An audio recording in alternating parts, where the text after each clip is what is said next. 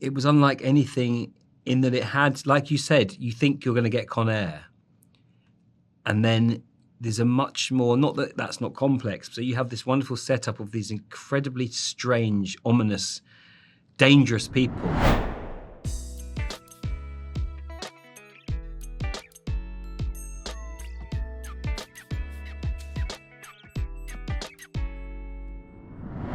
Yeah, so hi, I'm Jonathan Blomberg, writing for Movies in Sweden. Hey. Hur mår du? Hey, I'm doing great. So you can speak a little Swedish here, I hear. A little. Well, That's it. Yeah, Those are the three words that I know. Hur mår du? Min älskling. Satan! Satan! Where'd you learn that then? Is it Bill Skarsgård maybe who taught you? Bill, yeah. Bill, and I have other Swedish friends. I also have Swedish lineage.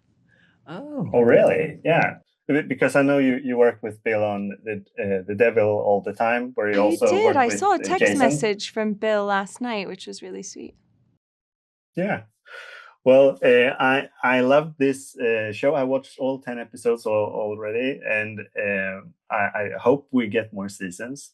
I came thinking I would get something like Con Air maybe, but it really transforms during the season to something very different with a lot of twists and turns along the way. And your two characters are in for most of those twists and turns, I would say. So how was it kind of just reading the scripts for the first time, realizing that the story your characters would go on this season?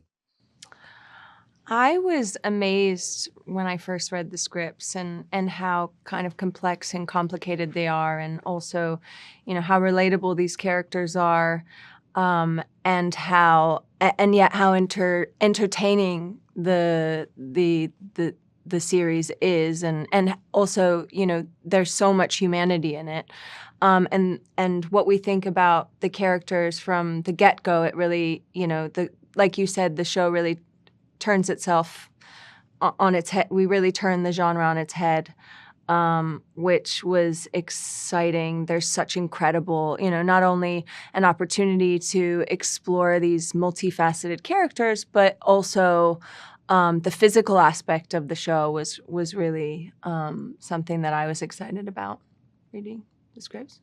Yeah, I was amazed when I read. Actually, it was the time when there wasn't a great deal going on. This script kept being mentioned. The title was mentioned several times, and I happened to be in LA at the time, and I was having a meeting at Apple, and I managed to get hold of the script, and I couldn't believe how. Well, it made sense that everyone was talking about it. And I really wanted to know more of what was going on, and wanted to know more about certainly that Havelock character. So I demanded, I really begged to see. And I think at the time it was sort of, they knew, or they had an idea of what they were, or how they wanted to cast it.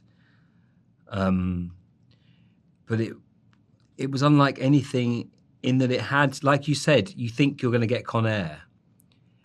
And then there's a much more, not that that's not complex, so you have this wonderful setup of these incredibly strange, ominous, dangerous people on a flight. You have one person that everyone talks about, the center of it, that you don't know much about.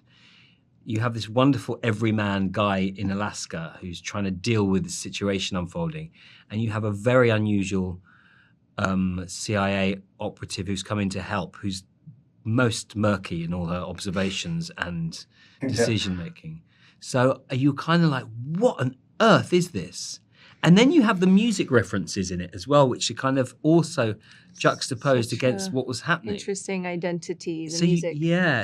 The whole piece, it's a really good word, has an identity, and then Alaska as the backdrop. And it's a very clever, and then you go, oh, I see, it's made by the people who make Blacklit. So they know what they're doing. They really know what they're doing. And it wasn't, we were just discussing how it's quite unlike any other pilot, because it's not trying to be something. It wasn't trying to sell itself as a pilot. It was already all made. It was made and changed very little from the moment we started. And that is so rare.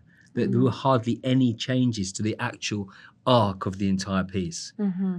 So it was you felt in very safe hands making this, and all we had to try and do was make believable characters. Whether we've done that or not, I don't know, but I hope we have. I hope Yeah, we've I done think justice. everybody Right. involved is utterly invested and committed to really grounding all of these outlandish things that are happening. And that's, I think the best entertainment in terms of like commercial, elevated television is, or even films like, Oppenheimer, for instance. You look at that trailer and you have like Matt Damon being like, this is the most, dangerous thing in the world. And it's really all about, conviction. One of my favorite films is Night at the Condor, and that was something that, excuse me, I referenced. But you also have characters in this that are flawed and ultimately fighting for something and creating a resistance. These characters are, and Sydney is, in my opinion, even though, it doesn't seem like it, later on you realize that she's kind of this avenging angel and, desperately seeking her truth and justice, which is, an exciting transformation, I suppose, even though I knew all along what was happening. I think for the audience. Yeah, but as a viewer, we go on a big journey for sure.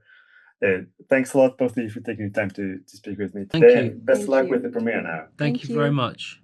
I'm excited Thank for you. the Bye.